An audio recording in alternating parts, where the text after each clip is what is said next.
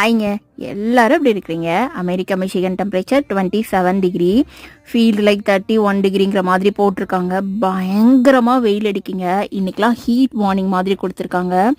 எப்படி சொல்கிறது, நம்ம எவ்வளோ தண்ணி குடித்தாலும் டீஹைட்ரேட் ஆகிட்டே இருக்குது அப்படிங்கிற மாதிரி. தண்ணியை மட்டுமே குடித்து பாடியை வந்துட்டு கூல் பண்ண முடியாது, அதை தவிர்த்து வேறு ஏதாவது பண்ணாதான் உண்டு அப்படிங்கிற மாதிரி. ஃப்ரிட்ஜுக்குள்ளே இருந்த ஃப்ரூட்ஸ் எல்லாம் இப்போ தாங்க ஞாபகத்துக்கே வராங்க.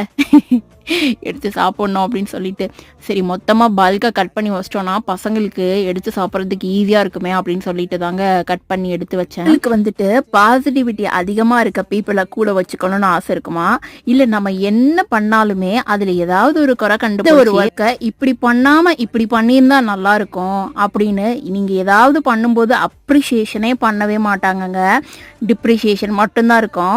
ஸோ இந்த மாதிரி நெகட்டிவ் பீப்புள்ஸ்லாம் கொஞ்சம் தள்ளி வச்சுட்டு நமக்கு தெரிஞ்சதை செஞ்சுட்டு போய்கிட்டே இருக்கணும், நல்லதை பண்ணணுங்க.